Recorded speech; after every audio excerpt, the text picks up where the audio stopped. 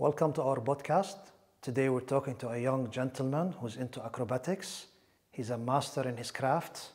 This is Talkabout.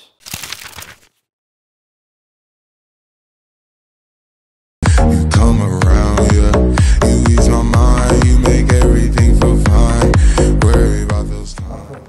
Thanks for coming in and joining us in this session of Talkabout with Akel. So, we've trained together for a while, a few years ago. Flips, and I stopped.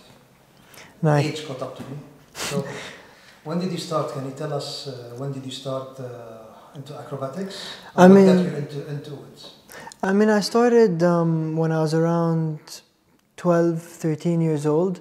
Throughout my whole childhood, from the age of 4 to around 10, 11, I've always been an active child. I love to go out, do different things, you know. Mm-hmm. And one day, this place called Bounce in Dubai opened up. And I used to have a trampoline in my backyard, which I thought was the best thing, the best part of my days. I used to finish school, get home, jump on the trampoline. I never used to do any flips, maybe just a front flip at most, and just enjoy my time. And they asked me to do an advertisement for them the first time I came to Bounce. And they're like, we're looking for kids to advertise our new academy, which they called Flight Academy, to teach new children. And they were like, we want you to be part of the ad. Nice. So I learned a backflip to do the ad. Okay. How old were you at that time? At that time I was in 6th grade, so I was around 12, 13 years old. Nice. And you learned on your own, or they taught you? What exactly happened? They guided me through the steps to being able to learn it. And it was a crazy experience because I used to watch videos about how to backflip on my trampoline, and people say it takes months of preparation to do it. And they taught it to me in 6 hours, and I was like, wow. You know what? Like, this is something, like, if they say it takes hours and days of practice, but it just took me a few hours and I had it. I think it also depends on the person, on the people. I mean, at that age, you're hyper, you're active, your body is flexible, you're into a lot of sports. Because normally, even when we learn backflips, you know, it goes through the stages and the fear process, the mental process, the physical aspect, the safety, you know. And some people are also talented. So I guess all this, plus you were talented, that you got it all in such a short period as well. Yeah, of course. I mean, it all came down to sitting and jumping on the trampoline. So I already had that basis of having my balance when I'd step on the trampoline.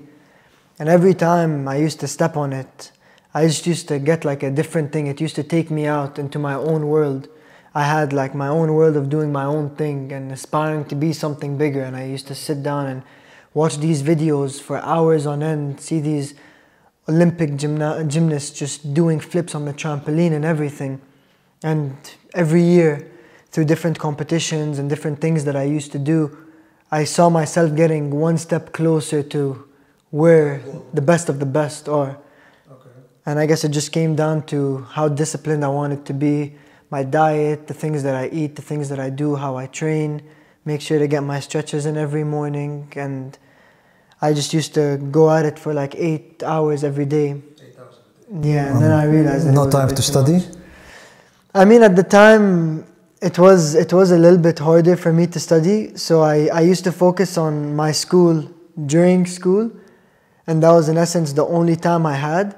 And I mean, I moved on with my life without any regrets of putting in all that work, because I know if I hadn't put in all that work, then I wouldn't have gotten to where I am now. Let's go to a little bit, go backwards a bit.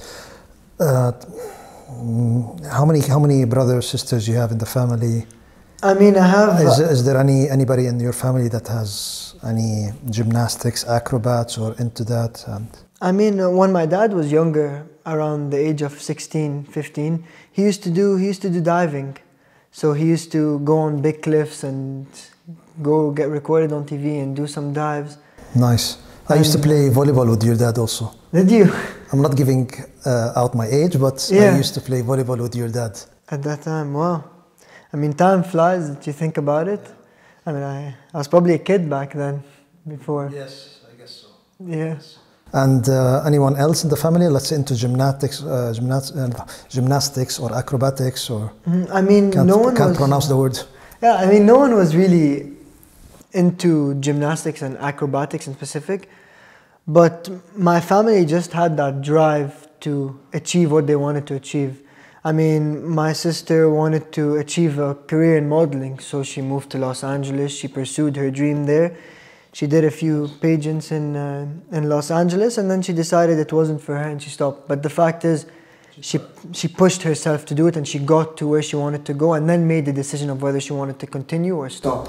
But it's interesting, Annie, let me stop you there for a second. It's interesting because we see a lot of people that have dreams, but they don't pursue their dreams. And this like caught my attention that you're saying that your sister went to Los Angeles to pursue. So could you tell us more about that? I mean, did she study here? Was it just out of passion, hobby, or did she actually go through that stages of?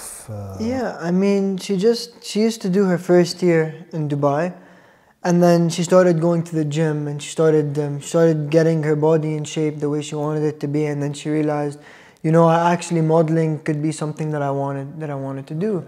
So she moved on to work in Abercrombie and then do a few pageants in Los Angeles, and then realized like she wants to live her life and not stick on such a tight discipline of gym and diet and everything. And she was just like, you know, I want to move on with that, and I did what I wanted to do. I achieved what I wanted to do, but it's time to move on. Yeah. How long she stayed like in the States? She moved there when she was around my age, around 18 years old, and she's been there ever since. But she stopped now. She's doing something else now. Yeah, she finished her university and now she has a job, and she's planning to stay there, and I plan to go there with her. Okay, so she did the modeling for like a couple of years? I wouldn't say a couple of years. I think it was the span of a year where she just had her thing, but she's been working out for a few years. That's awesome. She still likes to keep everything in check, and that's really great. I always encourage that, you know, like if you're able to do it, then go try it. Of course. And see if it's the right fit, because if she didn't do it, she would have not only regretted, she would have kept on that mindset that what if? At least now she tried it, she realized it's not, I don't know, it's not for her, or khalas, she got whatever she wanted from it and move on, instead of just keep whining about it or complaining about it, or keep just having it in your head. So I admire that. Of course, thank you. I admire that. I mean, but one thing that really pushed me forward from a specific member in my family, of course, I look up to my sister and the things that she's done. But I do have a cousin.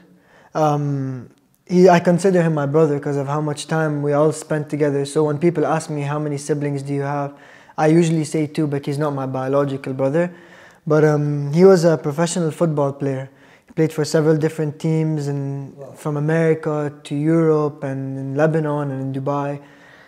And he had that mindset, like since he was a kid, since he was 6 years old, my dad used to coach him and tell him the different things he needs to do. And I used to sit down and watch them from the window into the garden and see, look how hard they're training. And that's also another thing that kind of drove me to do what I wanted to do, I guess. So it's great. I mean, to be with parents that encourage, I mean, sports generally, but also encourage the kids to pursue whatever they want to pursue. It's really like admirable. Of course, yeah. I mean, from knowing your parents, your father and mother, I know their character and I know their personality to a certain extent. So I wouldn't be surprised. You know, it's really, but it's really great. Let's go back a few years when at school, and you know, when you were focusing on, let's say, acrobatics. That took away time when teenagers used to spend time together, or let's say whatever they do, party or whatever they do, or go out or have fun. So did you feel that pressure, or did your friends feel that, okay, we're asking Marco to join us, but he's always doing his flips? Was that sort of an issue to you or to them at that time? That you missed out on this? Maybe you didn't. I mean, at the start it was kind of hard, but then I had a lot of people ask me like, how do you do that? How do you have the discipline to go to training instead of going to a party with your friends? And I told them, like, if you want to surround yourself with people that are going to push you to do things that you don't want to do, are these the people that you really want to be around? You know, and I told that, and I gave that advice to many people, and I told them over and over again. And these people that just wanted to pull me down because they saw me doing something great and they saw me doing something that I wanted to do. I feel like it kind of bothered them. So they wanted to pull me down and take me to do things that I didn't want to do and get into things that I never wanted to do. I mean, of course, I still had time during the weekend to do a few things that they do, but I don't regret a single minute of every single hour that I put in it. Okay. Zero regrets for it. That you don't think that you missed on anything. You're happy with the decisions you made and where you are right now. 100%. Okay. How old are you now, Marco? Now I'm 18 years old. So you're studying where now? I'm studying in Dubai, okay. in the American University of Dubai. Okay. What are you studying? So right now I'm planning to do a major in business management and hopefully pursue a PhD in neuropsychology. Okay. That's the plan for later. But my main priority obviously is to keep pushing through my acrobatic career, trying to make something out of it and hopefully sustain a good future for me. But there's only a certain age I can reach to before I have to stop all of this. So I decided to start university and at least have that safety net to catch me in case I get to that age where I can't continue anymore. Okay. So you didn't think maybe studying something related to sports or athleticism or acrobatics could help your passion into that? Yeah, and I mean, instead of studying, let's say, an academic sort of business major. Yeah, I mean, here's the thing. I mean, it's smart what you did. Sorry to interrupt you. Yeah, of course, no worries. To have a good, something on like you have the infrastructure of yourself, which is, education, academic, and all that. Mm-hmm. So, go ahead. I mean, here's the thing.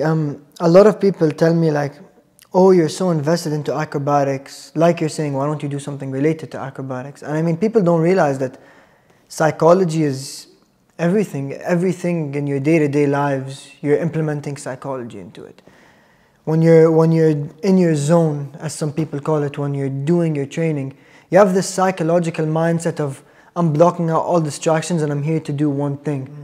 And the reason I didn't want to directly correlate my education to my passion is because I already see too much of my acrobatics. So once I start putting everything in my life to become acrobatics, then eventually you grow out of it. So I need that balance and that same energy and drive that when I go to training, I'm excited to accomplish this and do this and do that. So that was my plan behind all of that.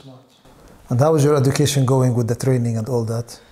I'm training a lot harder. I took a small break because I felt my body stiffening up and everything. So I decided to do a few weeks of stretches and just take it easy. And now I started my training hardcore again. And it is a little bit difficult with my studies, but at the end of the day, you just have to find that perfect balance. If you love something so much, you're going to do everything that you can. Absolutely. So you're still with Bounce since that commercial, that advertisement at the age of 13 or 14 till now, you're still at Bounce? I've still been training there, yes, but I got the offer to become an ambassador for them a few years back, maybe 2 or 3 years ago. It didn't start at the advertisement. They saw my passion for it and they saw me coming. They saw my social media growing a little bit and they thought this could be something beneficial for them and something beneficial for me. So they decided to take me on board with their tribe. So as an ambassador for Bounce, what is required from you? What is needed from you? I mean, there's different things that they ask for, but mainly that I post content for them and I promote their brand as a trampoline park. And that's what I do. I mean, it's a win-win for me and a win for them. And you train it there and they give you the facility for you to train in as well? Yeah, they do. Okay. And you go now, because I know a lot of people that when they do flips and all that, they don't do the proper stretching and the proper, recovery afterwards and all that. Can you walk us a little bit through the physical aspects of it? How long do you spend and did you go through any injuries? Yeah, I mean, it's a very, very, very physically demanding sport. It's known, gymnastics and acrobatics are known to be one of the hardest sports to do because you're using literally every single muscle in your body. And before getting into acrobatics, I had to learn how to stretch every individual part of my body. And I know I'm young right now, so Stretching won't matter right now because I think like, oh, I can just do this and do that and nothing will happen.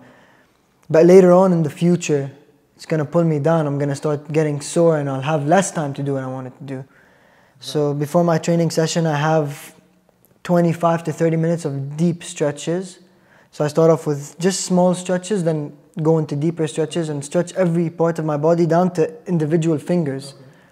Wow. Yeah, it has to be everything. I kind of get bored from stretches. I mean, I get, but that's me. But I know, let's say when we go to football, barely people like to stretch or like to warm up or this. But I mean, I tell them like, you'll pay the price for it later if you don't start now. You have to do your stretches. Those are, with everything in life, they're the basics and they're the fundamentals of everything. And in acrobatics and gymnastics, stretching for any sport in this case is the fundamental for everything. If you want to pursue it in your future and you don't want to get a sore back when you grow up or pains in your shoulder or your joints in your body, stretching is fundamental, I guess. And what's your goal? What's your dream? You know, let's say now you're 18. I don't want to ask this question that we always ask, where do you see yourself in 5 years? Yeah, of course. I don't want to ask that. I just want to say, what do you dream? What do you want to become? I mean, do you see yourself, more of the business side, or do you see yourself more of an athlete side? No, of course, I see myself personally more of an athlete. Okay. So later on in the future, I mean, I don't like to limit myself to one specific goal.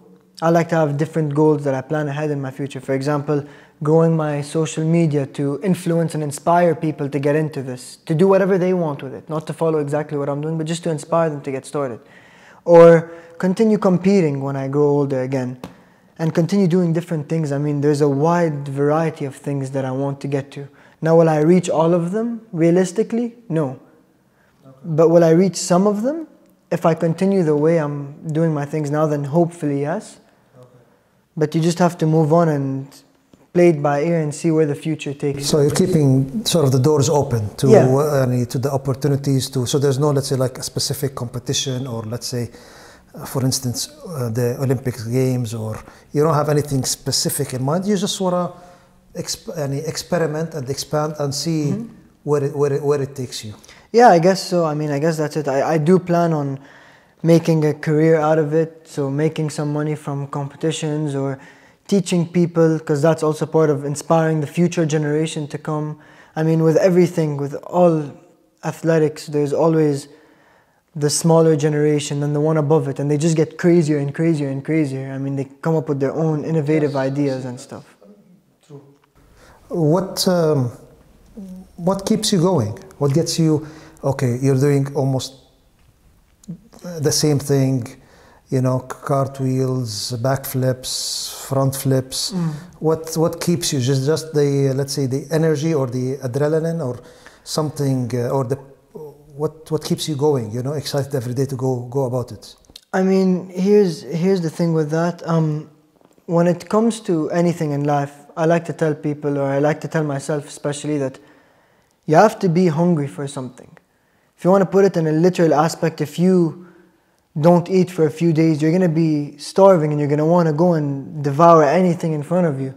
And that's the drive that I like to put into myself before I go to training. And I tell myself, you know, by the end of this week, I want to land my triple front flip. I want to be the first person in all of Middle East to do a quad front flip. Quad, in this case, 4 front flips in a single jump. Yeah. And I just have these different tricks that I work towards. And every time I see the improvement, it just builds that hunger and hunger and hunger until I get that trick. And then my hunger is gone. And I think of another trick that I want to do. In acrobatics, there is no limit. You can go for anything. But as long as you find something within your range that you know you can do and you push yourself to do it, that's all that matters. And you keep getting that drive and hunger to keep doing what you want to do. To keep going at it. Exactly. Did you go through suffer any injuries in the past? Anything severe? I've suffered many injuries. I've had dislocated shoulders. I've had fractured ankles, crushed growth plates, problems in my ribs sometimes a little bit. I've taken hard falls, sprains, everything you can think of.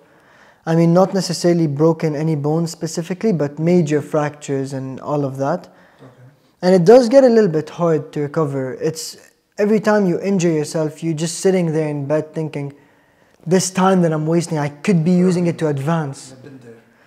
And it sucks, but I mean, what can you do about it? You just have to have that extra drive when you recover from that injury, but make sure you take every precaution to make sure that you're fine before you go in. And What's the advice you give other kids? I mean, when it's interesting when this sports itself, how it evolved over the years, you know, from the sort of the basic one, gymnastics that we see in, let's say, the Olympics, you know.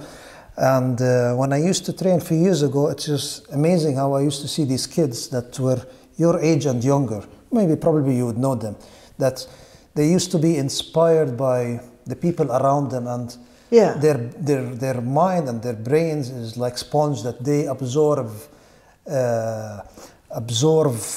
everything that is given to them. Yeah. Like I remember one of these kids came to me one time and he told me, Sam, I want to show you something. I told him, okay.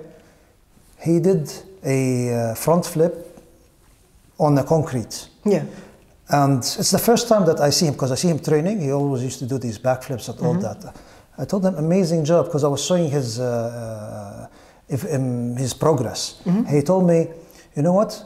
Because I've seen people in the gym that are a bit on the, I mean, they call us the old guys, so I've seen some of you guys throwing some backflips and some wall flips and all that, and this is really what got me inspired. I mean, I wasn't only the guy who was like 40, there were several guys in the gym that were 40 plus that used to do this, but it's amazing how the sport has evolved. It's amazing how the kids that are your age, they really are extremely passionate about it and want it so badly, you know. So,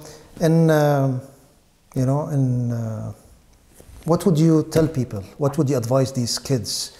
You know, I mean, train more, warm up. What's your advice? I mean, for anything that you do, and I mean for anything, whether it may be you want to become a scientist when you grow older, if you want to be a professional football player, it doesn't have to be anything related to athletics. If you love something so much, then pursue it. But have a balance in your life. Push forward to do the things you want to do, but don't hold yourself back. And take every opportunity you can get. That's important. That's what I tell myself all the time. To take every opportunity you can get, because those opportunities don't come. They come once, and it's your choice to take it or leave it. And even if you have to skip on an opportunity because of something that happened, don't sit back in the future and look at it and be like, oh, I wish I would have taken that opportunity, because that will only hold you back and pull you away from different opportunities. Absolutely. You can't look back at what you've done. Absolutely. You can't regret the bad things you've done, but you can look back and say, you know what, I'm glad I did this. And I'm glad I sat there and I put in all of these hours. And I feel like that's something important. And just one more thing is, of course it's important to have a community of people and a different, like in essence a family that you may call. Absolutely. To have, but at the same time, you also have to learn to push through everything when there's no one around you. It's the work that you put in when no one's watching that matters the most. Absolutely. And that's the advice I would give to anyone that wants to pursue anything in their life that means something to them. Great. Marco, thank you so much. I really appreciate you being here. It was wonderful to have you. It was a pleasure, and, thank you. I'm sure I'm going to come to Bounce and I'm going to it'll help me get my backflips back again. 100%, whenever you want. I miss backflips, but I became sort of a bit lazier and my knees are not the same, you know, so. Age is just a number, I'll tell you that from now. I used to say that, but true, 100%. So thank you once again. Of course, thank you so much. I really appreciate it.